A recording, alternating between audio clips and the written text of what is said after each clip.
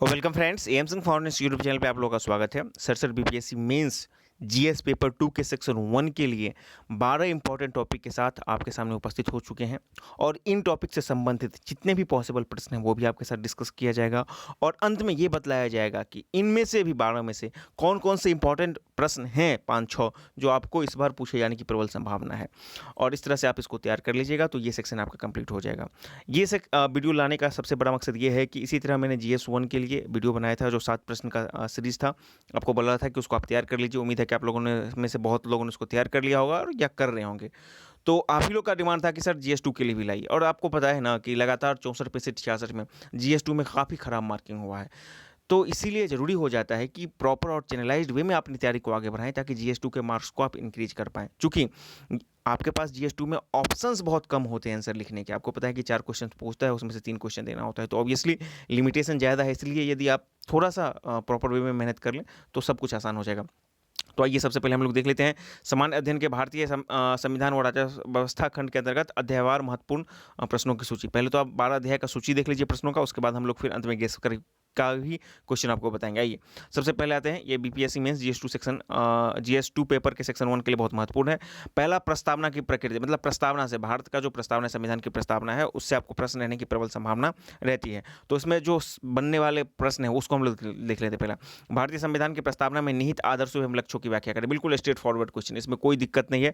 आपको जो जो उसके मतलब कि गुण है उसको आपको देख लेना है। और आपको पता है कि बीपीएससी स्ट्रेट फॉरवर्ड पूछती नहीं है, उसमें पुछले लगाती है।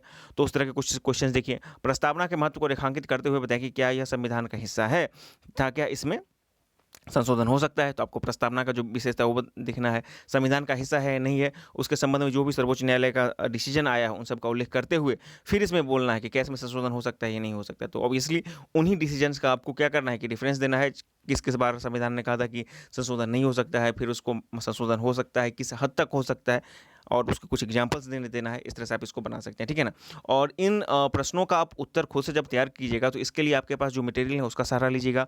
ऑनलाइन ऑफलाइन दोनों जा सकते हैं। प्रीवियस ईयर क्वेश्चन बैंक को भी देखिएगा, जो केबीसी नैनो की GS1 GS2 के लिए आती है उसको भी आप देख सकते हैं, या आपके पास कोई और अवेलेबल है तो इन सबको आपको देख लेना है। मतलब एक टॉपिक आप पढ़ रहे हैं ना, तो एक टॉपिक से बनने वाले जितने भी डायमेंशन है सबको पढ़ लीजिए। ये आपके लिए ज़रूरी हो जाता है, क्योंकि जब आप एग्जाम में जाए तो वहाँ पर आपको कलम नहीं रुकना चाहिए, फ्रेमिंग आपके दिमाग में होना चाहिए कि हाँ हमको ये क्वेश्चन है, इसको कैसे कैसे बढ़ना है। तो इससे आप लीड में रहिएगा दूसरे स्टूडेंट से। आइए प्रस्तावना से ही संबंधित 2 और प्रश्न बन सकते हैं। भारत का संविधान कठोर पृथक्करण के सिद्धांत को स्वीकार करता है या नहीं, समझाएं कि किस प्रकार यह संतुलन एवं नियंत्रण के सिद्धांत पर आधारित है। तो बहुत ही अच्छा प्रश्न है आपको, और कुछ इसी तरह का प्रश्न आपको बीपीएससी में इसी लेवल का आपको देखने को मिलेगा, ठीक है ना। कठोर पृथक्करण मतलब कि आपको केंद्र राज्य संबंध और है कि नहीं है, तो बिल्कुल है, जो अलग अलग का सबका सूची कर दिया गया है। और समझाया किस प्रकार यह संतुलन एवं नियंत्रण के सिद्धांत पर, मतलब कठोर पृथक्करण होने के बाद भी संतुलन और नियंत्रण किस तरह होता है। तो इस तरह के पुछल्ले सवाल का जवाब देखने के लिए आप या तो प्रीवियस ईयर क्वेश्चन बैंक को देखिए या ऑनलाइन आप सर्च कीजिए, ठीक है ना। तो इस तरह से आपको अपने मटेरियल को जुटा लेना है। अब आइए, विभिन्न मामलों के दौरान भारतीय संविधान की न्यायालय द्वारा समय समय पर की गई व्याख्या के परिसंघीय सर्वोच्चता उभर कर सामने आती है, स्पष्ट करें। तो ये भी एक बहुत ही इंपॉर्टेंट क्वेश्चन है। अब आइए, केंद्र राज्य संबंध, चूंकि केंद्र राज्य संबंध से आपको पिछली बार 66 में सवाल पूछा गया था, ठीक है ना। तो फिर भी इंपॉर्टेंट तो बनता ही है। केंद्र राज्य के मध्य विवाद के प्रमुख पारस्परिक एवं वर्तमान कारकों की चर्चा करें। सरकारी आयोग के इस संबंध में प्रमुख सिफारिशें क्या है, इसको आपको पढ़ लेना है। क्वेश्चन का आंसर आपको अपना नोट्स अपने भाषा में अपने फ्रेमिंग के अनुसार बना लेना है। वर्तमान समय में बिहार सरकार एवं केंद्र सरकार के संबंधों पर विचार करें, इंपॉर्टेंट हो जाता है इसलिए हाजिर भी की, चूंकि अब केंद्र संबंध के अंतर्गत ये तो हमेशा पूछा ही जाता था। अब चूंकि दोनों केंद्र और राज्य में अलग अलग सरकारें हैं, अलग अलग पार्टी की, तो हो सकता है कि ये सवाल आपको आधा पूछे और आधा किसी और कंटेक्स्ट में जोड़ करके मतलब कि पूछते, ठीक है ना। तो इस तरह के सवाल को भी आप देख लीजिएगा। मौलिक कर्तव्य और मौलिक अधिकार बहुत इंपॉर्टेंट हो जाता है, जिसमें आपको मौलिक अधिकार बहुत इंपॉर्टेंट है। संविधान में वर्णित मूल अधिकारों की चर्चा करें, इसमें संशोधन हो सकता है नहीं हो सकता है उसको आपको बताना है। संविधान में वर्णित मौलिक कर्तव्यों की महत्ता को बताएं। बाध्यकारी न होने से इसके औचित्य को कहाँ तक सिद्ध किया जा सकता है, ये भी काफ़ी इंपॉर्टेंट प्रश्न बनता है, इधर मौलिक अधिकार और मौलिक कर्तव्य, ठीक है ना। और आइए, क्या अभिव्यक्ति की स्वतंत्रता अपरिमिति है या वर्तमान परिदृश्य में इसकी विवेचना करें। तो मौलिक अधिकार की विवेचना करना है और उसके बाद अभिव्यक्ति की स्वतंत्रता, ये टेल के साथ क्वेश्चंस अमूमन 3 पार्ट्स में होते हैं। पहला स्टेट पार्ट्स, उसके बाद व्याख्या और अंत में आपको समालोचना या फिर किसी करंट टॉपिक से जोड़ दिया जाता है। तो इस तरह के आपको प्रश्न देखने को मिल सकते हैं और ये प्रश्न भी काफ़ी इंपॉर्टेंट है। क्या अभिव्यक्ति की स्वतंत्रता अपरिमित है, वर्तमान परिदृश्य में इसकी विवेचना करें। तो ये काफ़ी इंपॉर्टेंट हो जाता है आपको ये प्रश्न। भारतीय एवं पाश्चात्य धर्मनिरपेक्षता में भिन्नताओं को बताएं। क्या धर्मनिरपेक्षता से विभिन्न धर्मों की सांस्कृतिक प्रथाओं के समक्ष चुनौतियां उत्पन्न कर दी हैं। और ये मौलिक अधिकार एवं नीति निर्देशक सिद्धांतों में क्या अंतर है, इनमें से किसकी सर्वोच्चता सिद्ध की जा सकती है। तो ये सब मतलब आपको प्रीवियस ईयर क्वेश्चन बैंक में देखने को मिल जाएगा इस तरह के प्रश्न, ठीक है ना।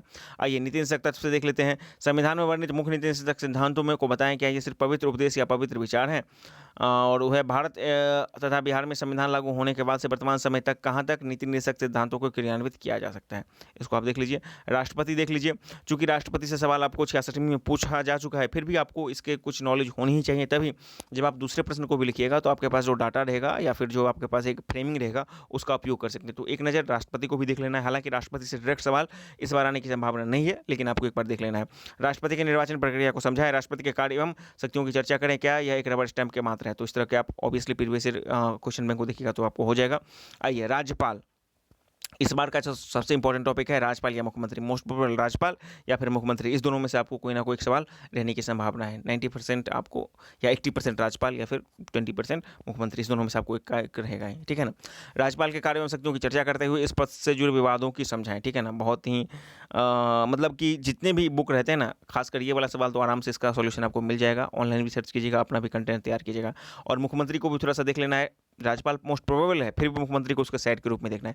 तो एक क्वेश्चन तो आपको हो ही गया, ये सबसे इंपॉर्टेंट, उसको तो आपको अच्छे से कर ही लेना है। इसमें जो टेल्स जोड़ा जाता है, क्या कठपुतली है या फिर इस तरह का, तो उस सब चीज़ को आपको देख लेना है। मुख्यमंत्री के प्रमुख कार्यों एवं शक्तियों की चर्चा करें तथा मुख्यमंत्री के रूप में बिहार के वर्तमान मुख्यमंत्री का मूल्यांकन करें। तो ये दोनों आपको देख लेना है, मतलब कि ये दोनों क्वेश्चन हूबहू इसी को आपको बना ही लेना है, ठीक है ना। और जो कठपुतली है या नहीं है या फिर सिर्फ रबर स्टैंप है, इस तरह के सवालों को आप देखिएगा प्रीवियस ईयर क्वेश्चन बैंक से, तो देख लीजिएगा, उसका एक व्यू आ जाएगा। आपको बैलेंस करके लिखना है कि नहीं ये है या नहीं है, अल्टीमेटली मतलब उसको आपको बनाना है। ये बहुत इंपॉर्टेंट क्वेश्चन है, इसको आप लोग लिख लीजिएगा। आइदर राज्यपाल 80% या फिर मुख्यमंत्री 20%, ये क्वेश्चन आपको आएगा ही। संविधान संशोधन में आइए कि भारतीय संविधान में संशोधन की प्रक्रिया को समझाएं, क्या संशोधन की शक्ति संसद को अपरिमित शक्ति है, उदाहरण से चर्चा करें, इसको देख लेना है, ठीक है ना। है लेस इंपॉर्टेंट है, फिर भी आपको एक बार देख लेना है। पंचायती राज प्रणाली में आइए, 73वें संविधान संशोधन के प्रमुख प्रावधानों को बताएं, भारत में स्थानीय स्वशासन के रूप में इनके महत्व पर विचार कीजिए। वर्तमान समय में भारत की पंचायती राज प्रणाली के समक्ष उपस्थित चुनौतियों को रेखांकित करते हुए उनके समाधान एवं सुझाव को प्रस्तुत करें। और पंचायती राज प्रणाली के जनसंख्या नियंत्रण, महिला सशक्तिकरण तथा लोकतंत्र के विकेंद्रीकरण में किस प्रकार योगदान किया, इसको भी देखिए। ये सवाल आपको इंपॉर्टेंट बनता है, ये सवाल इंपॉर्टेंट बनता है, ठीक है ना। तो इसको आपको देख लेना है अच्छे से, पंचायती राज किस तरह पे इन चीज़ों में किया है। न्यायपालिका, ये भी बहुत इंपॉर्टेंट है, ये सवाल भी मतलब इसको आपको अच्छे से करके जाना ही है। इस वीडियो में कहा क्या कर रहा हूँ ना, आपको 12 टॉपिक बता रहा हूँ और टॉपिक से संबंधित प्रश्न बता रहा हूँ, और मैं ये भी बता रहा हूँ कि कौन कौन से टॉपिक है जो इस 12 में भी मोस्ट इंपॉर्टेंट है। पहला तो आपको बता दिया राज्यपाल 80% और उसके बाद 20% मुख्यमंत्री, जो हूबहू प्रश्न है उसको। उसके बाद ये न्यायपालिका को भी आपको अच्छे से देख कर जाना ही है, इससे संबंधित सारे प्रश्नों को आपको देख ही लेना है। तो ये है कि न्यायिक पुनरावलोकन एवं मूल ढांचे के सिद्धांत की विवेचना करें। न्यायिक सक्रियता क्या है, देखिए यही सवाल, न्यायिक सक्रियता क्या है, जनहित याचिका एवं विधायक कार्यपालिका के क्षेत्र में अधिक्रमण विशेष संदर्भ में इसकी चर्चा करें। तो ये न्यायपालिका वाला जो दोनों क्वेश्चन है उसको अच्छे से कीजिएगा। राज्यपाल का मुख्यमंत्री का क्वेश्चन है उसको अच्छे से कीजिएगा। ये निर्वाचन आयोग को भी एक बार देख लीजिएगा, ये भी बहुत इंपॉर्टेंट क्वेश्चन के अंतर्गत आता है। निर्वाचन आयोग के कार्य एवं शक्तियों का क्या है, दोनों के निष्पक्ष एवं शांतिपूर्ण चुनाव करवाने में इसकी भूमिका की चर्चा करें। उसके बाद भारत में निष्पक्ष एवं शांतिपूर्ण चुनाव करवाने में नौकरशाह की क्या भूमिका है, और वर्तमान में भारतीय चुनाव प्रणाली की प्रमुख चुनौतियां कौन सी है, इनमें दूर क्या किया, मतलब चुनाव सुधार वगैरह, इसको कर लेना, निर्वाचन आयोग कर लेना है। और निम्न विषयों पर संक्षिप्त टिप्पणी करना है, मतदान, आचरण और नोटा। तो ये निर्वाचन का ही जब आप कीजिएगा ना क्वेश्चन सारा बनाइएगा, तो इसी के अंतर्गत ये भी आ जाएगा, उसका एक भाग ही है। आइए गठबंधन की राजनीति, ये भी बहुत महत्वपूर्ण है बिहार में, तो गठबंधन की राजधानी ये भी बहुत बहुत इंपॉर्टेंट है, ठीक है ना। इसको आप अच्छे से कर ही लीजिएगा बिहार के कंटेक्स्ट में। जब आप मुख्यमंत्री वगैरह पढ़िएगा तो उसी के साथ अटैचमेंट में आप गठबंधन की राजनीति को भी कर लीजिएगा, उसी के अटैचमेंट में, ठीक है ना। उसके अतिरिक्त ये सब तो आपको हो गया जो इंपॉर्टेंट टॉपिक लिखे हैं वो, ये उसके अतिरिक्त भी कुछ टॉपिक्स हैं, देख लीजिए। भारत में समान नागरिक संहिता को लागू करने की आवश्यकता क्यों है, क्या इसमें क्या चुनौतियां और इन्हें दूर किया जा सकता है, इस बात की भी अभी चर्चा काफ़ी हो रही है विभिन्न स्टेट्स के द्वारा, राज्यों में, ठीक है ना। या फिर ऐसी बात चल रही है कि अमुक दल आएगा तो ये लगा दिया जाएगा, ये वो लगा दिया जाएगा। कुछ राज्यों ने पहल भी मतलब करने की बात कही है, तो इसलिए इंपॉर्टेंट हो जाता है कि समान नागरिक संहिता के बारे में सवाल आपको अच्छे से करके आप जाएं, ठीक है ना। उसके बाद आइए आर्थिक आधार पर आरक्षण की प्रासंगिकता को बताएं, यह संविधान विरुद्ध है, तर्क सहित विवेचना करें। ये क्या, यह संविधान विरुद्ध है, तर्क सहित विवेचना करना है, तो इसको भी आपको आर्थिक आधार पर आरक्षण की बात जो है इसको देख लेना, अच्छे से कर लेना है। ईडब्ल्यूएस, क्योंकि ईडब्ल्यूएस का मैटर अभी कहाँ पर चल रहा है, तो सुप्रीम कोर्ट में भी सुनवाई हो चुकी है और इस पर फाइनल वर्डिक्ट आना है। तो इन चीज़ों को आपको अच्छे देख लेना है, ठीक है ना। बिहार की राजनीति में जाति एवं धर्म के प्रभाव की चर्चा करना है, क्योंकि अभी मैं सेक्शन 1 को ही देख रहा हूँ, फिर हम लोग भारत के बिहार के भूगोल पर और भी साइंस टेक पर जाएंगे तो उसको देखेंगे, लेकिन अभी आपको यहाँ पे करना है, ठीक है ना। तो बिहार की राजनीति में जाति धर्म प्रस्ताव पर चर्चा करें और राजनीति में अपराध पर चर्चा करें, सरकार एवं प्रयास को मतलब सरकारी प्रयास एवं सुझाव को बताएं। तो ये हो गया आपको। आइए अब इंपॉर्टेंट क्वेश्चंस आपको हम लिखवा रहे हैं, जो आपको इन सारे क्वेश्चंस को एक बार आपको एक झलक देख लेना है, ये मत आप चूकिएगा।